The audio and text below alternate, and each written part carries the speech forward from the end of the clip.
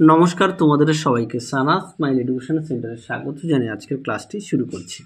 আজকে তোমাদের সঙ্গে আলোচনা করব তোমরা যারা নবম শ্রেণীর প্রথম পর্যায়ক্রমিক মূল্যায়ন পরীক্ষা দেবে তোমাদের জন্য রায় ও মার্টিন প্রশ্নবিচিত্র থেকে আজকে সমাধান করব নবম শ্রেণীর ইতিহাস বিষয়ে মডেল নম্বর 12 অর্থাৎ 12 নম্বর স্কুলে যে সমস্ত ছোট ও বড় প্রশ্নগুলি আছে তার সমস্ত প্রশ্ন উত্তরের সমাধান করে দেখাবো।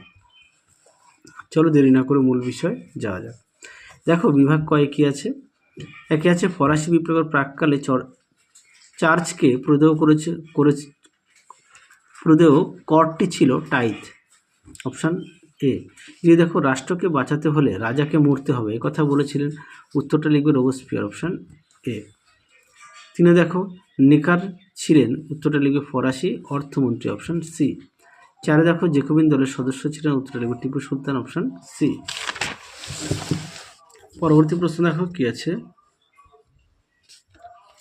পাঁচ দাগের প্রশ্ন উত্তরটা হবে অপশান সি, পোপের ক্ষমতা। এবার আমরা দেখব 6 দাগের লিজিয়ন অফ অনার কে ছিলেন, উত্তরটা লিখবে নেপোলিয়ন, অপশান এ। সাথে দেখো কোড নেপোলিয়নের কতগুলি বিধি ছিল, উত্তরটা লিখবে 2287টি। পরটা দেখো 8 দাগের নেপোলিয়ন 300টি জার্মান রাজ্য ভেঙে 39টি রাজ্য গঠন করেন, অপশান বি। তারপরে দেখো 9 দাগ ট্রাফালগারের নৌযুদ্ধ সংঘটিত হয় 1805 খ্রিস্টাব্দে। তোমাদের কাছে একটি প্রশ্ন রাখলাম, তোমরা অবশ্যই কমেন্ট বক্সে উত্তরটি জানাবে। প্রশ্নটি হলো ওয়ার অ্যান্ড পিস উপন্যাসটি কে লিখেছিলেন? আরও একবার বলছি, ওয়ার অ্যান্ড পিস উপন্যাসটি কে লিখেছিলেন? অবশ্যই কমেন্ট বক্সে জানাবে। পরটা দেখো কি আছে।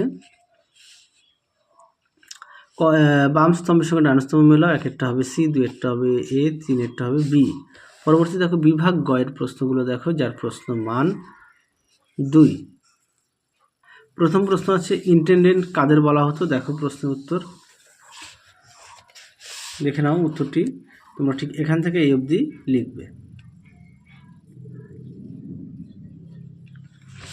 পরবর্তী দেখো কি আছে, মন্তেস্কু কে ছিলেন?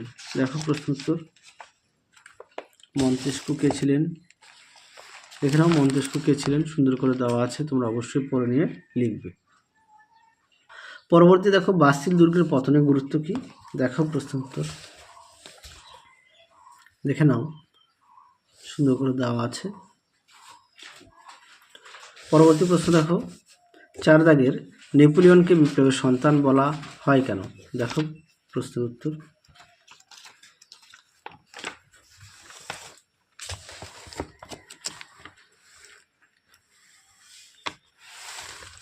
দেখো, উত্তরটি এখান থেকে লিখবে,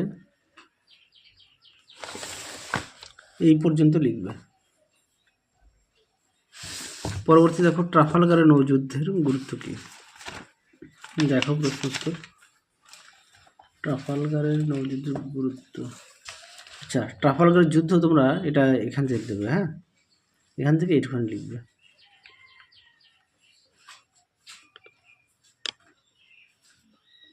প্রথমে এখান থেকে এই অবধি দেবে। পরবর্তী প্রশ্ন দেখো জুনটা কি? দেখো প্রশ্নের উত্তর দেখে নাও। তোমরা অবশ্যই প্রতিটা বিষয়ে পাঠ্য বই খুঁটিয়ে পড়বে, পাঠ্য বইয়ের দিকে অবশ্যই গুরুত্ব দেবে। দেখো উত্তরটি। পরবর্তী দেখো কি আছে বিভাগ হয়ে।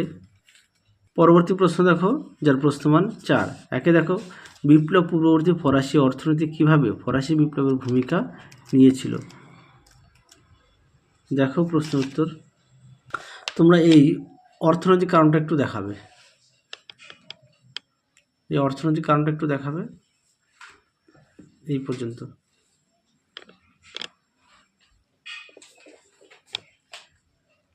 পরবর্তী প্রশ্ন দেখো 2 দাগের ফরাসি বিপ্লবে নারীদের ভূমিকা সংক্ষেপে লেখো। দেখো ফরাসি বিপ্লবে নারীদের ভূমিকাটা দেখে নাও, দেখে নাও, সুন্দর করে দেওয়া আছে, তোমরা অবশ্যই পড়ে নিয়ে লিখবে। দেখে নাও, দেখো উত্তরের বাকি অংশটুকু দেখে নাও, এই পর্যন্ত তোমরা লিখবে। পরবর্তী প্রশ্ন দেখো 3 দাগের প্রশ্নটা দেখো, উত্তরটা দেখাই, প্রশ্নটা একটু দেখো, দেখো উত্তরটি।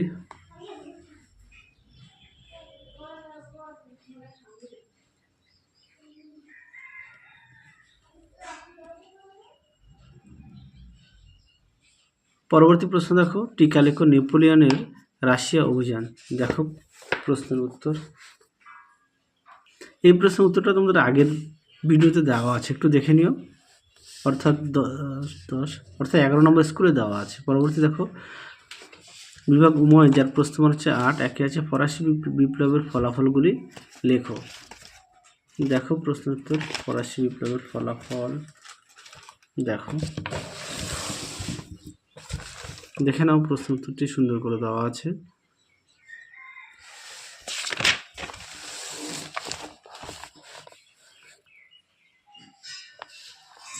আশা করি দেখে নিয়েছো।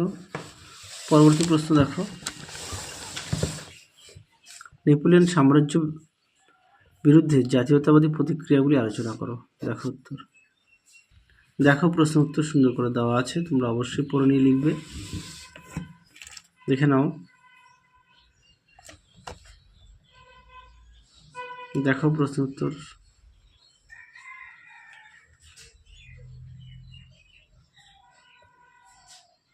এই পর্যন্ত লিখবে। তাহলে চলো আজকের মতো এখানেই সমাপ্ত করছি। আবার দেখা হবে খুব শীঘ্রই তোমাদের পরবর্তী ভিডিওতে। তোমরা সবাই সুস্থ থেকো, ভালো থেকো। আজকের মতো টাটা।